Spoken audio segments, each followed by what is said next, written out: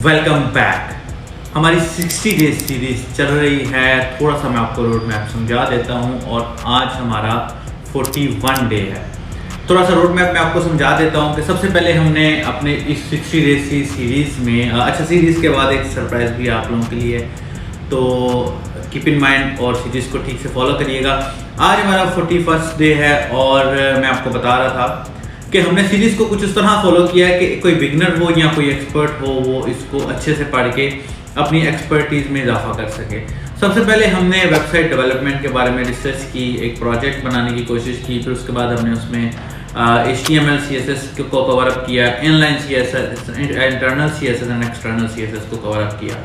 उसके बाद मैंने कोशिश की कि आपको किसी एक फ्रेमवर्क की तरफ लेकर जाऊँ। टेलविंड एंड बूटस्ट्रैप का जब मैंने कंपैरिजन किया तो मुझे समझ आया कि बूटस्ट्रैप अभी भी टेलविंड से ज़्यादा इस्तेमाल होता है। फिर मैंने सोचा कि टेलविंड पे मैं एक अलग से सीरीज बना दूंगा, लेकिन बूटस्ट्रैप के ऊपर हम फॉलो अप करते हैं। बूटस्ट्रैप को कवर अप किया और बूटस्ट्रैप के बाद फिर हम बेसिक जावास्क्रिप्ट की तरफ चले गए।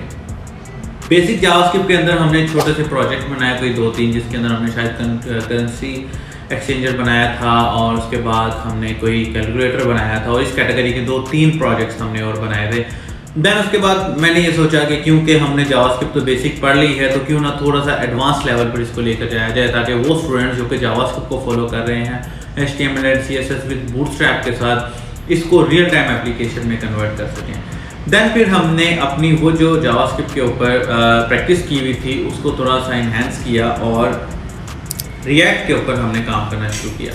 रिएक्ट की हमने इंस्टॉलेशन की, रूट्स पढ़े, कंपोनेंट्स पढ़े, APIs को देखा, हुक्स को देखा, स्टेट्स को देखा, यूज इफेक्ट्स को देखा और उसके अंदर फंक्शंस को देखा, एरो फंक्शंस को देखा एंड सो ऑन। जहाँ तक हमें हो सका हमने उसके ऊपर जो है रिसर्च की और एक छोटा सा प्रोजेक्ट बनाया। फिर मैंने सोचा कि हम इस पर एक CRUD सिस्टम बनाते हैं।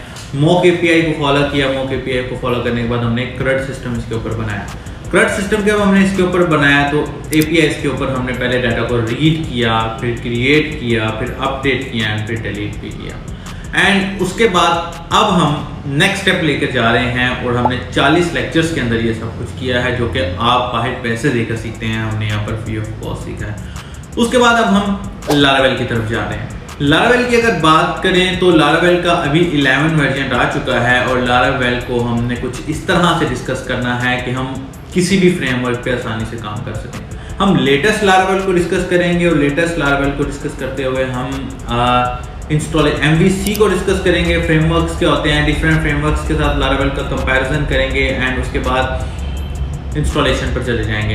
एंड अगले 20 लेक्चर्स के अंदर हम लारावेल को लेकर चलेंगे। एंड इसके बाद आप लोगों के लिए सरप्राइज ये है, बिकॉज 60 डेज की सीरीज के अंदर हमने अपनी बेसिक स्किल्स तो पढ़ ली, लेकिन अभी हमने अपना फाइनल प्रोजेक्ट नहीं बनाया है। तो इस 60 डेज की सीरीज के बाद ऑलमोस्ट 20 to 30 डेज की एक और सीरीज है, जिसके अंदर हम लारावेल को और रिएक्ट को इस्तेमाल करते हुए एक प्रोजेक्ट बनाएंगे, ई-कॉमर्स प्रोजेक्ट बनाएंगे।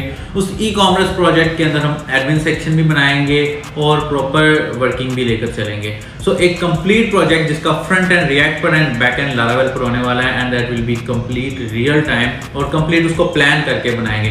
तो अगले 20 लेक्चर्स को जैसे ही आप फॉलो कर लीजिए और मुझे लास्ट में बताइए कि आपको ये सीरीज कैसी लगी है, ताकि आने वाले अगले लेक्चर्स के अंदर मैं मजीद बेहतर तरीके से रिएक्ट एंड लारावेल के कॉम्बिनेशन के ऊपर एक कंप्लीट एप्लीकेशन बना सकूं और कोशिश करूंगा कि 60 डेज की सीरीज को 90 to 100 डेज की सीरीज तक लेके जाऊं। आप लोगों के सपोर्ट का बहुत शुक्रिया। अपना बहुत सारा ख्याल रखिएगा। Take care.